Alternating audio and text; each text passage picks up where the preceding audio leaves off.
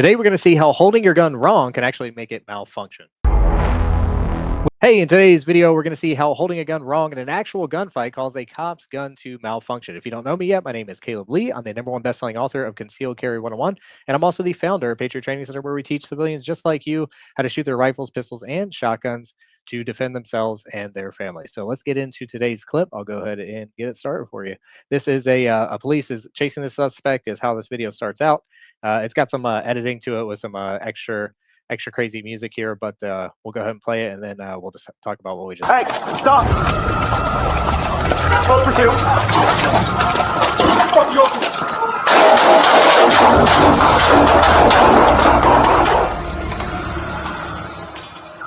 Sam 5, I'm hit. Shots fired.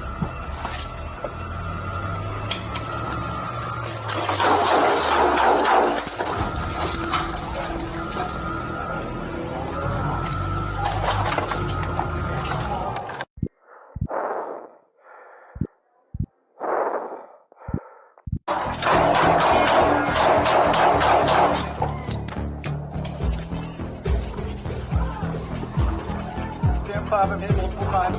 Send meds. Suspect down. Sorry, you hit? Yeah, I'm hitting the leg. I don't know where else.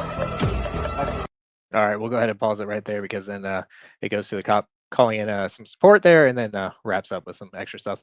But that's the end of the gunfight. But what's really interesting here is when I saw this video, it was posted. It was talking about cop has to use 3 magazines in a gunfight and stuff like that. But what we actually saw here was a malfunction, which is a pretty uncommon malfunction, but I have seen it happen before when people have the wrong grip on their handgun. And kind of just judging by the grip that I saw with this police officer, that may have been what happened here. So first of all, let's do this. Let's go ahead and start where we can kind of see him shooting again, and kind of explain what I'm seeing here before the first reload. So of course the gunfight starts here at the door, and the police officer starts shooting at the guy who's shooting at him. It said he got hit in the leg. You know, he knew for sure. So at some point he took a round here, but I'm going to go ahead and kill the audio here. And then you see him go over here. He switches the gun around.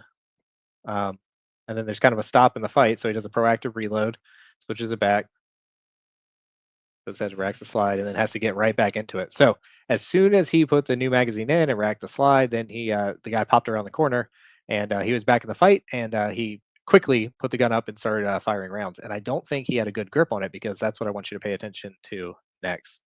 So if you watch right here, he does the reload. Play a little bit of sound here.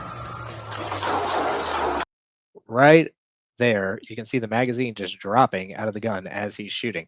And I believe this is caused because of the poor support hand grip being so low that he actually engaged the magazine release in the gun. So normally if you miss a reload and you don't, if you don't insert the magazine all the way, then you'll maybe get the gun had a round in the chamber, so you'll get that first shot, but then the magazine would drop out and you wouldn't get the shot. But it looks like he fires like 2 or 3 shots here, and then the magazine drops out. So I'll back that up for you. Turn it back up, and you can watch it. Yeah, so it looks like before this magazine fell out of the gun, you heard him shooting a couple times. And then you see the magazine fell out of the gun right there. And then you can see him try to figure out why the gun's not working. He goes to rack the slide, tap, rack, bang. And then he looks and he sticks his finger in there, and you can see that there's no magazine right there. So he had a malfunction. He immediately went to rack the slide, which is what you should do. When you get a dead trigger, you get a click instead of a bang.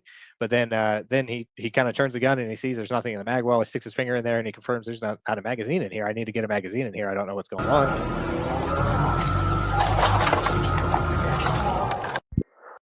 So he reloads it again.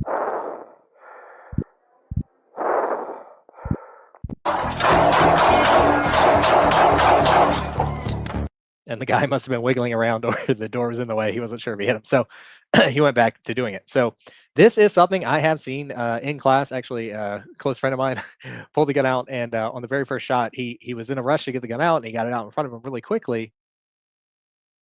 And he did it so quickly that his support hand moved around to the front of the gun and actually bumped into the magazine release and dropped the magazine right out of the gun. So, which is what I think happened here. In fact, if you can see this this shooting grip that we have, the primary firing hand, the thumb is actually kind of low, which means that the support hand thumb, by definition, or basically like physics. I mean, this is just how what's going to happen is your support hand is going to be low, and that's going to be pushing it forward to the front of the gun instead of like taking up all this real estate here on the back of the gun right here where the grip is. So by just by having that primary firing hand, we always teach people, thumbs up with that primary firing hand, and that way there's plenty of room on the back of the gun for you to get your support hand on and keep it from like sliding to the front here. So this is the first time that I've seen actually happen in a gunfight. I have seen this on the range, um, and it's kind of an interesting little malfunction that happens there. And his response there, or his reaction, was good. Like you start to tap rack bang. If that doesn't fix it, then reload the gun. Like even if it's a double feed, so tap rack bang will basically, fix all of your different malfunctions, type 1, 2, and 3, right? And then if it's not that, then start to reload the gun because it could be a double feed, or the gun is empty. It's just one of those things. So this is like one of those things you wouldn't think would happen, but it did happen. And then he did the right thing and he got the gun back in the fight. So let me know, has this ever happened to you? Have you picked up a gun and started to fire it, or you grabbed it and then just the magazine dropped right out after you started firing?